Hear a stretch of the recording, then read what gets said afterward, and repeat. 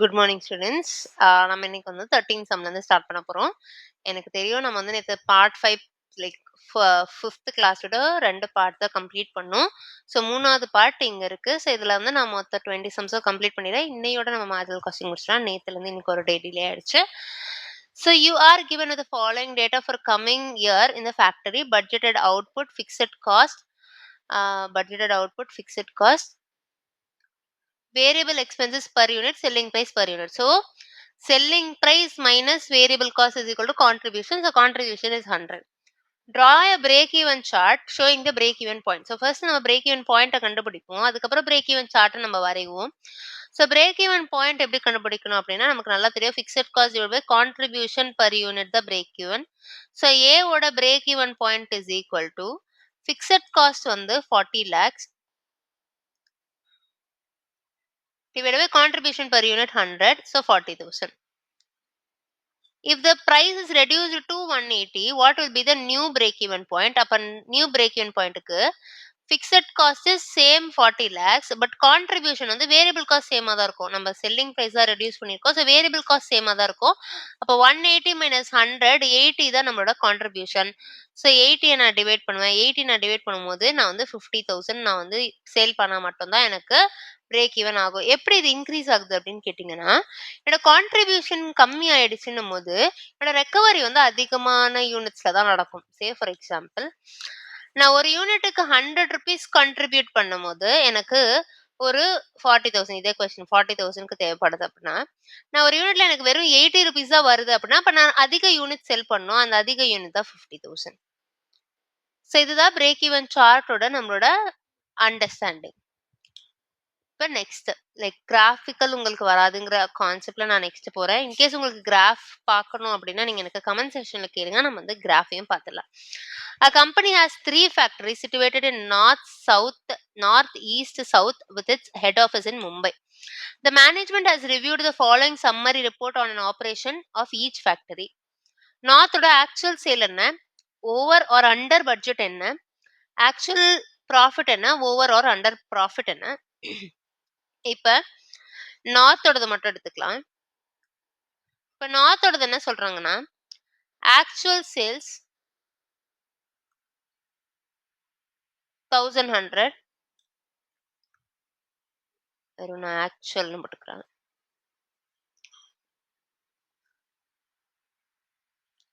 1100 இது சேல், இது profit. Profit 135. Budgeted sale என்ன அப்படின்னு பாத்தீங்கன்னா, இது அண்டர் பட்ஜெட், லைக் பட்ஜெட்டை விட கம்மியா தான் ஆக்சுவல் நடந்திருக்கு. So 1500 is budget and 135 plus 180,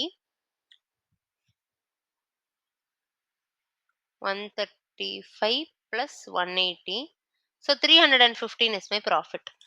நம்ம ஆல்ரெடி யோசிச்சிருக்கோம், லைக் ஆல்ரெடி நம்ம ஒரு சம்ல பார்த்திருக்கோம். PV ratio is equal to change in profit divided by change in sales.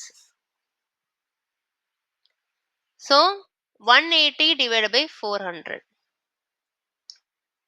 180 by 400, அப்போ நமக்கு 45% PV ratio.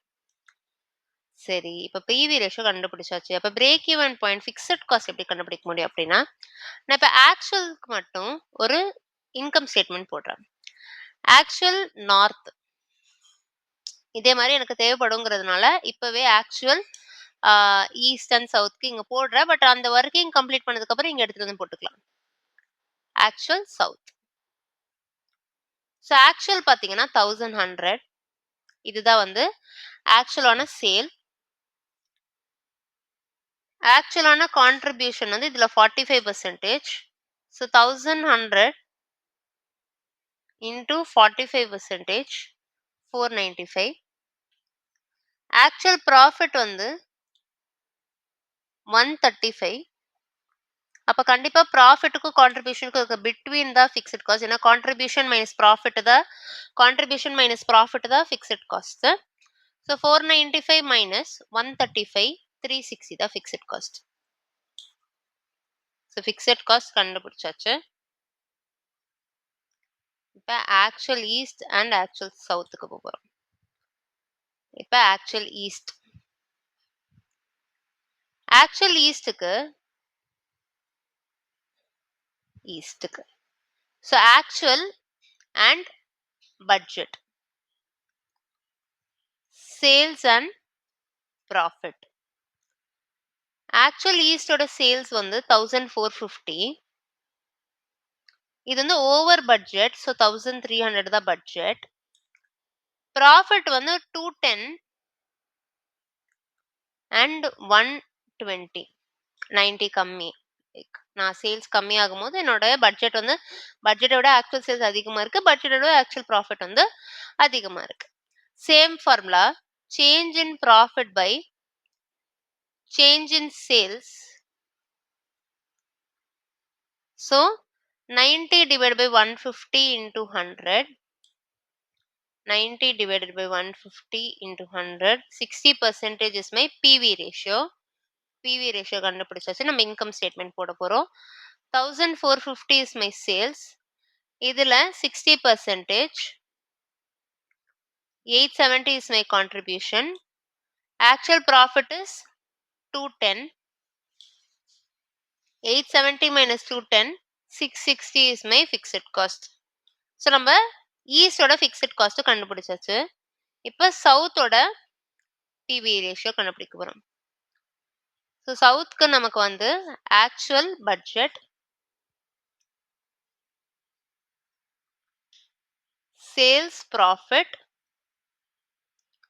ஆக்சுவல் சேல்ஸ் வந்து 1200, பட்ஜெட்டட் சேல்ஸை விட கம்மியாக தான் நடந்திருக்கு. So 1400 is my budgeted sales. 330, 440. So PV ratio is equal to change in profit by change in sales. 110 divided by 200. 110 divided by 200. 55% is my PV ratio. 1200. 330 is profit. So into 1200, contribution is 660. அப்போ 330 is my fixed cost. நம்ம வந்து மூணுத்துக்கு fixed cost கண்டுபிடிச்சாச்சு, PV ratio கண்டுபிடிச்சாச்சு. Break even sales வந்து ஹோல்க்கு கேட்குறாங்க. Whole fixed cost is nothing but total. Total sales is total actual sales பார்த்தீங்கன்னா 1100 + 1450 + 1200, 3750. இது கண்டுபிடிக்க வேண்டாம், சும்மா தான் போடுறேன். லைக் ஃபிக்ஸட் காஸ்ட் மட்டும் கண்டுபிடிக்கணும். Plus 870 + 660, 2025 contribution. 135 + 210 + 330. 675 is my profit. 360 + 660 + 330, 1350 is my total fixed cost. So இப்போ நம்ம total fixed cost கண்டுபிடிச்சாச்சு. இப்போ நம்ம வந்து total fixed cost கண்டுபிடிச்சாச்சு, total break even sales கண்டுபிடிக்கணும். So total break even sales is equal to total fixed cost, that is 1350 divided by PV ratio. So இப்போ PV ratio எப்படி கண்டுபிடிக்கணும் அப்படின்னா, PV ரேஷியோக்கு நம்ம கிட்ட கான்ட்ரிபியூஷன், டோட்டல் கான்ட்ரிபியூஷன் இருக்கு 2025 divided by 3750. 2025 divided by 3750, 54%. அப்போ 1350 divided by 54%, 1350 divided by 54%. அப்போ 2500 is my total break even point, break even sales. So இப்போ நம்ம பிரேக் ஈவன் சேல்ஸ் கண்டுபிடிச்சாச்சு. நமக்கு ஈச்சுக்குமே பிரேக் ஈவன் சேல்ஸ் கேட்டிருக்காங்க. ஸோ ஈச்சுக்கு பிரேக் ஈவன் சேல்ஸ் எப்படி கண்டுபிடிக்கலாம் அப்படின்னு பார்த்தீங்கன்னா, fixed cost by PV ratio. So இங்கே நான் பிரேக் ஈவன் சேல்ஸ் ஆட் பண்ணிக்கிறேன். அப்போ இங்கே ஃபர்ஸ்ட்டுக்கு வந்து 360 divided by 45%, 800. 660 divided by 60%, 1100. 330 divided by 55% 600. So இதுதான் என்னோட break even sales of each. என்னோட break even sale of total is 2500. So அவ்வளோதான். Hope you understood this sum. நம்ம வந்து நெக்ஸ்ட் சம் பார்க்க போகிறோம், 16th ஒன். ஓகே, இப்போ நம்ம 16th சம் பார்க்க போகிறோம். 15th சம் நடுவில் மிஸ் ஆயிருக்கும், அது 20th அப்புறமா நம்ம சால்வ் பண்ண போகிறோம். An Indian soft drink company is planning to establish a subsidiary company in Bhutan to produce mineral water. Based on the annual estimated sales of 40,000 bottles of the mineral water, cost studies produce the following. இது வந்து மெட்டீரியல்ல 2,10,000, அதில் 100% is variable, அப்போ மொத்தமே variable. Labour வந்து 1,50,000.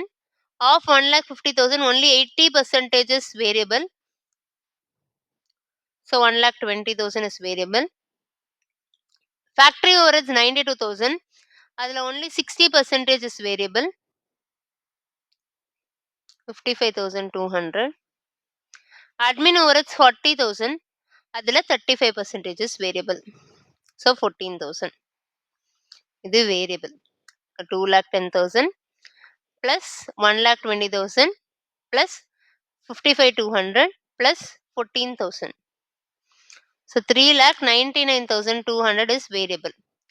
The Bhutanese production will be sold by manufacturer representative who will receive a commission of 8% of the selling price. So 8% of X வந்து அவங்களுக்கு கிடைக்கும்.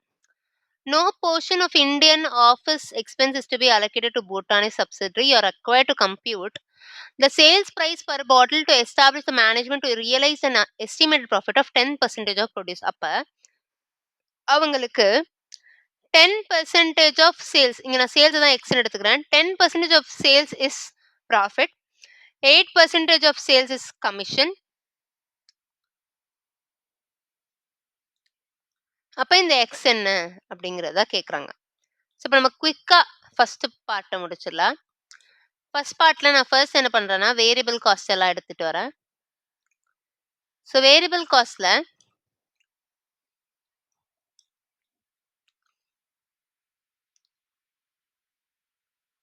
material cost 1,20,000, material cost 2,10,000, labor cost 1,20,000, factory overheads 55,200, admin overheads 14,000.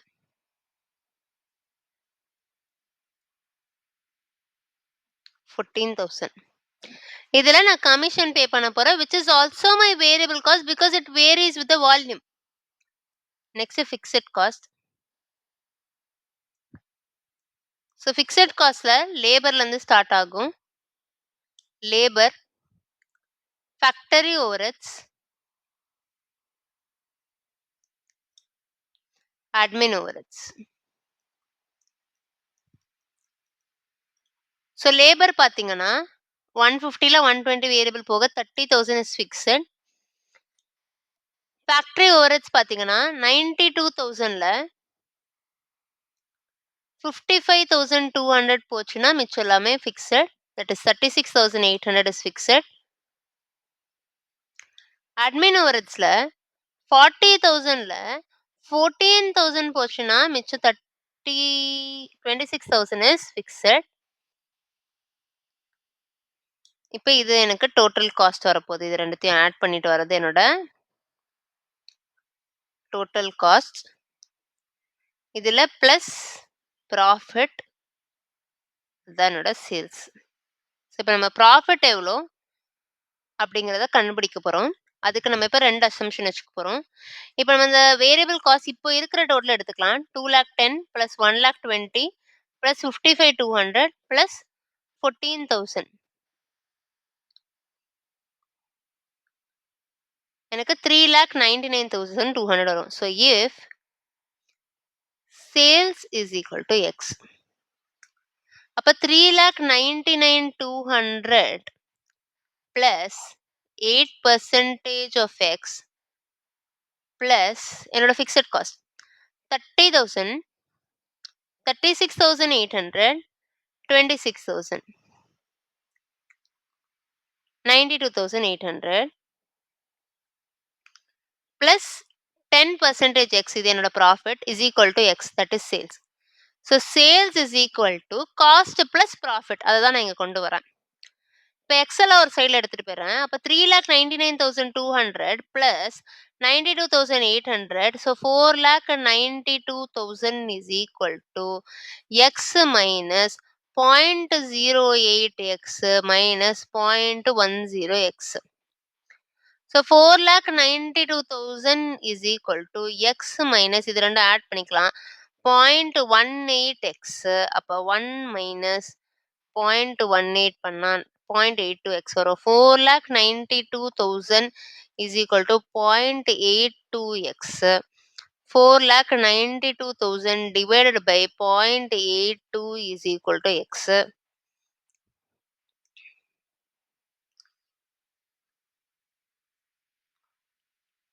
So x is equal to 6 lakhs. அப்ப sales is equal to 6 lakhs in understanding. So இதை நம்ம எல்லாத்தையுமே fill பண்ணிடலாமா? Sales is equal to 6 lakhs. Profit on sales is equal to 60,000, 10% of sales இல்லைங்களா? So அப்ப total cost is equal to 5,40,000. ஏன்னா cost plus profit தானே sales. அப்ப sales வந்து profit minus பண்ணா அதானே cost. 8% of 6 lakhs. 6 lakhs into 8% போட்டா 48,000. இப்போ ஒரு cross check பண்ணிக்கலாமா? இது வந்து working note 1. Working note 1. Working note 1. Working note 1. 1. இதுதான் அந்த working note 1. ஸோ இப்போ நம்ம என்ன பண்ண போறோம்னா ஆட் பண்ணி செக் பண்ண போறோம். 2,10,000 plus 1,20,000 plus 55,200 plus 14,000 plus 48,000 plus 30,000 plus 36,800 plus 26,000. Wow, 5,40,000 tally ஆயிடுச்சு. நெக்ஸ்ட் சம் போயிடலாம். ஸோ இப்போ நம்ம நெக்ஸ்ட் சம் 17 சம் பார்க்க போகிறோம். X limited has a production capacity of 2 lakh. அவங்களோட மொத்த production capacity 2 lakh. Normal capacity utilisation அவங்க வந்து ஜென்ரலி என்னோட மேக்ஸிமம் லெவலில் நான் எல்லா டைமும் ப்ரொடியூஸ் பண்ணணுமான்னு கேட்டிங்கன்னா கிடையாது. அப்போ நான் வந்து எவ்வளோ ஜென்ரலாக ப்ரொடியூஸ் பண்ணுவேன்னு பார்த்தீங்கன்னா 2 lakh into 90%. That is generally I produce 1,80,000. Standard variable production cost is 11 rupees. Fixed cost is 3,60,000. Variable selling cost is 3 rupees per unit. Fixed cost is 2,70,000. Selling price is 20. In the year of production, 1,60,000 was produced. So total நான் produce பண்ணது 1,60,000. 1,50,000 were sold. அப்போ 10,000 balance. இதான் closing stock. ஆனால் அவங்க என்ன சொல்றாங்க, the closing stock is 20,000. எப்படியா நான் ப்ரொடியூஸ் பண்ணதே 1,60,000, அதில் 1,50,000 சேல் பண்ணிட்டேன். அப்போ பேலன்ஸ் எனக்கு 10,000 எப்படி இருக்கும்? 10,000 தானே இருக்கும், எப்படி 20,000 இருக்கும் அப்படின்னு கேட்டிங்கன்னா, I had a opening stock. I had a production of 1,60,000 minus I had a sale of 150. So giving me a balance 20,000 units. Okay, fine. The actual variable production costs were 35,000 higher than standard. So நான் ஸ்டாண்டர்டா எதிர்பார்த்ததை விட actual variable cost is higher. So that is fine. Calculate the profit by using absorption costing and by marginal costing. So இப்போ நான் வந்து income statement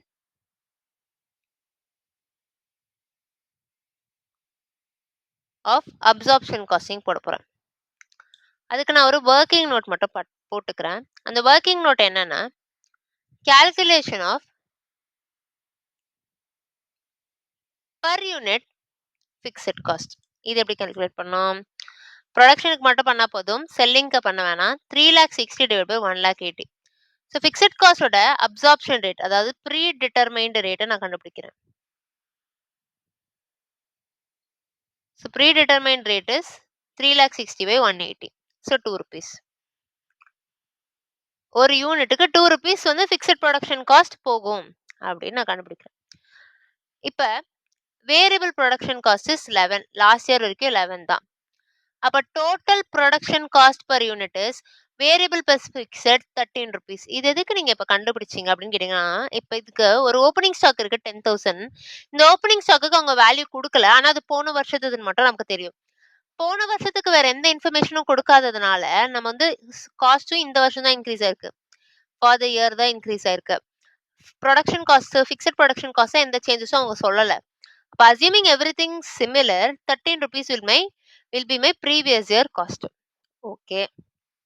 அப்ப நம்மளோட opening ஸ்டாக்க எப்படி value பண்ணணுங்கிறது நமக்கு இப்ப தெரிஞ்சுச்சு. இப்ப நம்ம இன்கம் ஸ்டேட்மென்ட்க்கு போகப் போறோம். சோ இன்கம் ஸ்டேட்மென்ட் போகும்போது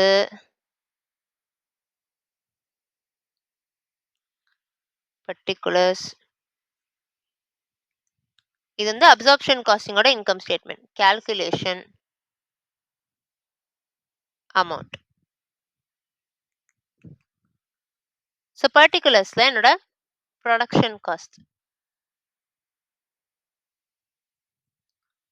புரொடக்ஷன் காஸ்ட்ல வேரியபிள் புரொடக்ஷன் காஸ்ட். ஃபர்ஸ்ட் நான் வேரியபிள் புரொடக்ஷன் காஸ்ட் எப்படி போட போறேன்னா 11 rupees into 1,60,000 தான் இந்த வாட்டி ப்ரொடியூஸ் பண்ணியிருக்கேன். பிளஸ் 35,000 போட போறேன். ஸோ 11 into 1,60,000 plus 35,000 போட்டா 17,95,000. Second, fixed production cost 2 rupees into 1,60,000. அப்ப 2 into 1,60,000. ஏன் 2 நீங்க மல்டிப்ளை பண்ணீங்க? ஆக்சுவலா வந்து 3,60,000 தானே, அதானே போட்டிருக்கணும். ஆனா அதானே demerit of marginal sorry absorption காஸ்டிங்கே. Demerit of absorption costing is that it uses predetermined rate to find out the profit but ignores the actual rate. இதானே நம்மளோட டிமெரிட்டே. அப்ப நான் அப்படிதானே ரேட் ப்ரீடிட்டர்மைன் ரேட்ல தானே மல்டிப்ளை பண்ணணும். சரி, ஓகே, ஏதோ பண்ணுங்க. அப்படி சொல்றீங்களா? இப்ப காஸ்ட் ஆஃப் ப்ரொடக்ஷன் 17,95,000 plus 3,20,000 போட்டனா 21,15,000 is my cost of production. Add opening stock less closing stock. Opening stock தான் நான் 13 rupees கண்டுபிடிச்சேன். 13 into 10,000 1,30,000 is my opening stock. Closing stock எப்படி கண்டுபிடிக்க போறேன்? 21,15,000 is for the purpose of producing 1,60,000 unit. அப்ப 20,000 யூனிட்டுக்கு எவ்வளோ?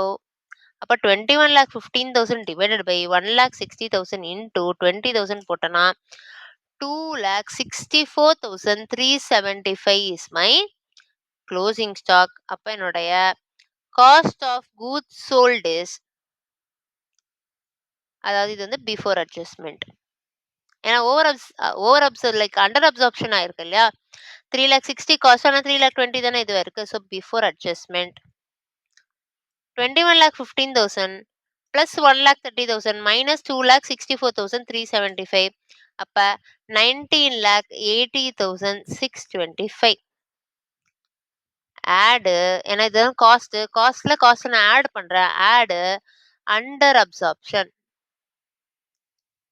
ஏன்னா நான் ஆக்சுவலி செலவு பண்ணதை விட இங்க கம்மியா அப்சார்ப் ஆயிருக்கு.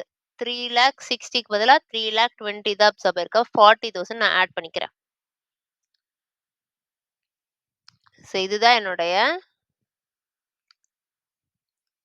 adjusted cost of goods sold plus 40,000. 20,20,625. So cost of goods sold கண்டுபிடிச்சாச்சு. இப்போ நான் என்ன பண்ண போறேன்னா செல்லிங் எக்ஸ்பென்ஸை ஆட் பண்ண போறேன். செல்லிங் எக்ஸ்பென்ஸ் வந்து 1,50,000 சோல்டு இன்டூ செல்லிங் காஸ்ட் வந்து 3 per unit. So 1,50,000 into 3. So 4,50,000. Next fixed expenses.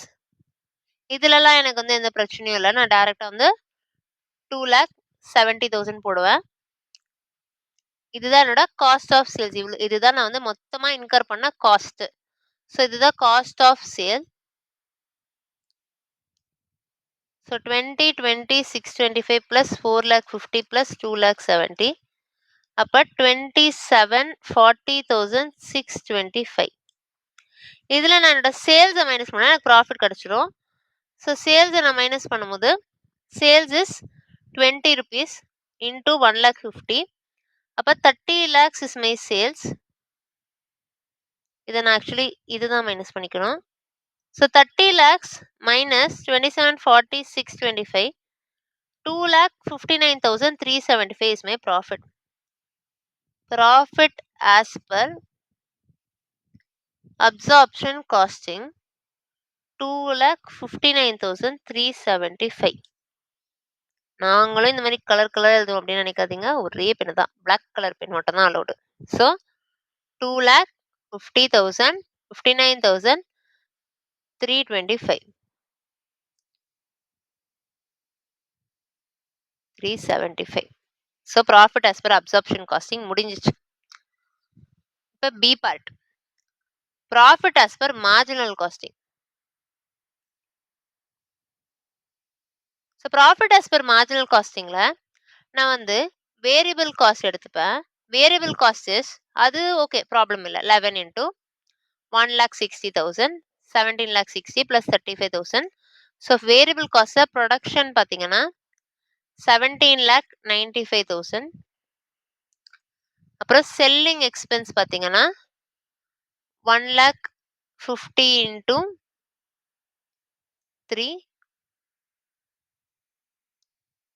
4,50,000. Add opening stock, இங்க நான் ஓப்பனிங் ஸ்டாக்கை வெறும் வேரியபிள்ல தான் வேல்யூ பண்ணுவேன். இப்போ 11 into 10,000 1,10,000 லெஸ் க்ளோசிங் ஸ்டாக், இங்கேயும் நான் வெறும் வேரியபிள் காஸ்ட் தான் வேல்யூ பண்ணுவேன். ஸோ சேம், பட் ஆனால் 17,95,000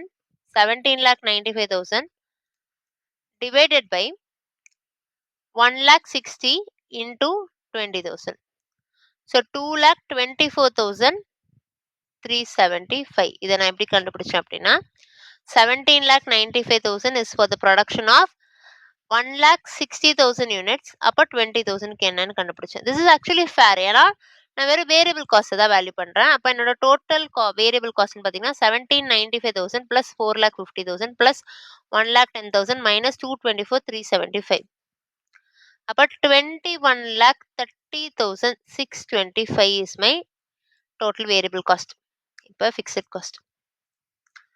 ஃபிக்ஸட் காஸ்ட் ப்ரொடக்ஷன் காஸ்ட் இருக்கு. Production cost is 3,60,000. Selling expense இருக்கு. Selling expense 2,70,000. 3,60,000 plus 2,70,000 6,30,000. அப்ப total cost is 21,30,625 plus 6,30,000 27,60,625. Profit அப்ப சேல்ஸ் வந்து 1,50,000 into 20, so 30 lakh sales minus 27,60,625. So 2,39,375 is my profit as per marginal costing. Okay, ரெண்டு ப்ராஃபிட்டும் கண்டுபிடிச்சாச்சு. இங்க வந்து 2,59,000, இங்க வந்து 2,39,375. அவங்க என்ன கேட்குறாங்கன்னா explain the differences in the profit. So நான் வந்து பேஸாக ஒரு எக்ஸ்பிளனேஷன் மட்டும் கொடுக்குறேன். The only reason the profit differs is because number 1, closing stock as per absorption costing, as per marginal costing. As per absorption costing, the closing stock is 264,375. 264,375. As per marginal costing, the closing stock is 224,375. 224,375. இது closing stock. Opening stock. இங்க 13 into 10 1,30,000. இங்க 11 into 10 1,10,000. So இதுதான் main difference between closing stock of இதுங்கிறதுக்குனால எனக்கு வந்து என்ன வருது நெட்டாக பார்த்தா 264,375 minus 1,30,000 M plus 224,375 minus 1,10,000 M minus MRC போட்டிங்கன்னா ஒரு 20,000 வேரியேஷன்ஸ் வந்துருது இங்கே உங்களுக்கு. இப்போ ப்ராஃபிட்ல எவ்வளோ டிஃப்ரென்ஸ்னு பார்ப்போமா? 239,375 minus 259,375 அப்போ அதே 20,000 தான் என்னோட ப்ராஃபிட்ல டிஃப்ரென்ஸ். இது வந்து ஓப்பனிங் ஸ்டாக்குங்கிறதால இது மைனஸ், இது மைனஸ். ஸோ இது ரெண்டையும் மைனஸ் பண்ணிட்டு இது ரெண்டுத்தையும் மைனஸ் பண்ணிட்டு இது ரெண்டுத்தையும் மைனஸ் பண்ணீங்கன்னா உங்களுக்கு ஆன்சர் கிடைச்சிடும். அதாவது 264,375 மைனஸ் 1,30,000 அப்போ 134,375. Similarly, 224,375 minus 1,10,000 114,375. ஸோ இது ரெண்டுத்துக்கும் இருக்கிற டிஃபரன்ஸ் தான் 20,000. இந்த 20,000 தான் நமக்கு டிஃபரன்ஸா வருது. So this is the reason why the profit as per the absorption costing and profit as per the marginal costing differs. So இன்னும் நமக்கு 18, 19, 20 அண்ட் 15th சம் இருக்கு. ஸோ இதை நம்ம வந்து நெக்ஸ்ட் கிளாஸ்ல பார்த்துடலாம். பிகாஸ் என்னோட சார்ஜ் ரொம்ப கம்மியா இருக்கு. And I hope you are learning well. நம்ம வந்து முடிச்சிடலாம் மார்ஜினல் காஸ்டிங். எனக்கு தெரிஞ்சு மார்ஜினல் காஸ்டிங்கே நம்ம எக்ஸ்பெக்டட் டைம் விட அதிகமாக எடுக்குது. And this is my first try அப்படிங்கிறதுனால I wish you all have some patience. Thank you. பிடிச்சிருந்தா வீடியோவை லைக், கமெண்ட் அண்ட் ஷேர் பண்ணுங்க.